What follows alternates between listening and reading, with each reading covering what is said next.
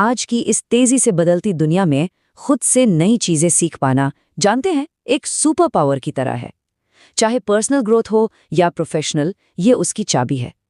तो चलिए इस कला में माहिर होने के लिए कुछ जानी मानी रणनीतियों को समझते हैं। लेकिन सबसे बड़ा सवाल तो यही आता है कि बिना किसी टीचर के कोई नया स्किल कैसे सीखा जाए। ये एक ऐसी चुनौती है जिसका सामना हम सब कभी ना कभी करते हैं, और आज हम इसी का हल निकालने वाले हैं। सबसे पहले तो ये बात समझनी होगी कि सेल्फ स्टडी कोई राज या कोई रहस्यमयी टैलेंट नहीं है। ये एक हुनर है, एक स्किल, जिसे सही तरीकों और प्रैक्टिस से कोई भी, जी हाँ, कोई भी सीख सकता है। तो चलिए शुरू करते हैं। हमारा पहला भाग है नींव रखना, मतलब पढ़ाई शुरू करने से पहले की तैयारी, जो आपकी सफलता के लिए सबसे ज्यादा जरूरी है। पहली और शायद सबसे जरूरी रणनीति है अपने क्यों को जानना। कोई भी किताब खोलने से पहले खुद से ये सवाल पूछना बहुत जरूरी है, मैं ये क्यों सीख रहा हूँ।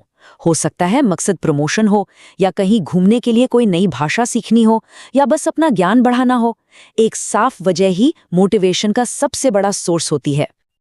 तो अपने क्यों को एक असली प्लान में कैसे बदला जाए, यहीं पर काम आता है स्मार्ट गोल्स का फ्रेमवर्क।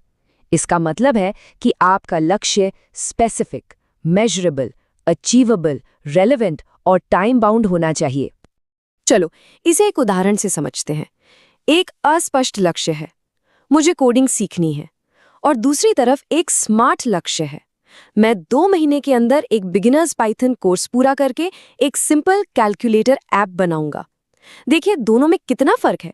दूसरा लक्ष्य एकदम क्रिस्टल क्लियर है, जिसे मापा जा सकता है और जो आपको सही रास्ता दिखाता है। हमारी अगली रणनीति है सही माहौल बनाना।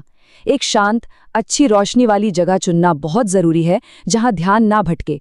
और ये सिर्फ फिजिकल स्पेस की बात नहीं है, डिजिटल दुनिया के डिस्ट्रैक्शंस को दूर करना भी उतना ही जरूरी है। मतलब फोन को साइलेंट करना और कंप्यूटर पर फालतू के टैब्स बंद करना। ठीक है, तो नींव तो तैयार हो गई। अब समय है असली प्रक्रिया यानी प्रोसेस में महारत हासिल करने का। इस भाग में हम उन तकनीकों पर ध्यान देंगे जो असल में पढ़ाई को असरदार बनाती हैं। सीखने का एक बहुत ही महत्वपूर्ण हिस्सा है एक्टिव और पैसिव लर्निंग के बीच का फर्क समझना। सिर्फ पढ़ते जाना या वीडियो देखते जाना पैसिव लर्निंग है, जबकि एक्टिव लर्निंग का मतलब है उस जानकारी के साथ जुड़ना, उसके साथ कुछ करना, ताकि वो दिमाग में सच में बैठ जाए। तो पैसिव से एक्टिव कैसे बने? कुछ सिंपल तरीके हैं, जैसे जो भी पढ़ा उसे अपने शब्दों में समराइज करना, या फिर किसी और को सिखाने की कोशिश करना, प्रैक्टिस प्रॉब्लम सॉल्व करना, और फ्लैश कार्ड्स का इस्तेमाल भी बहुत काम आता है। और सबसे जरूरी, नई जानकारी को पुरानी जानकारी से जोड़ना। अब एक्टिव लर्निंग के लिए फोकस और एनर्जी चाहिए, और यहीं पर हमारी अगली रणनीति काम आती है, द पोमोडोरो टेक्निक। ये एक शानदार टाइम मैनेजमेंट मेथड है जो काम को छोटे छोटे हिस्सों में तोड़कर फोकस बनाए रखने में मदद करती है। तो ये काम कैसे करता है? बहुत सिंपल है।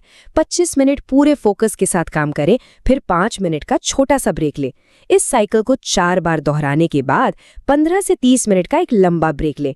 ये छोटे छोटे ब्रेक एकाग्रता बढ़ाने और जानकारी को बेहतर ढंग से याद रखने में मदद करते हैं।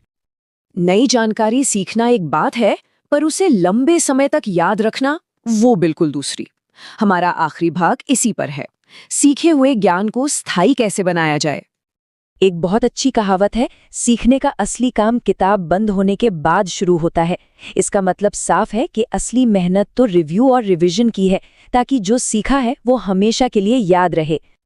तो जानकारी को लंबे समय तक याद रखने के लिए स्पेस्ड रेपिटेशन जैसी तकनीकों से नियमित रूप से रिव्यू करना जरूरी है।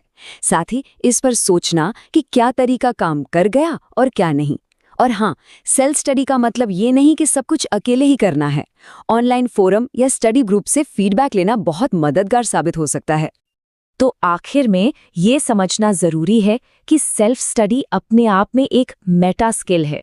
मतलब ये वो स्किल है जो बाकी सारी स्किल सीखने में मदद करती है, और किसी भी दूसरे हुनर की तरह ये भी प्रैक्टिस के साथ और बेहतर होती जाती है। तो अब ये पूरा ढांचा आपके सामने है।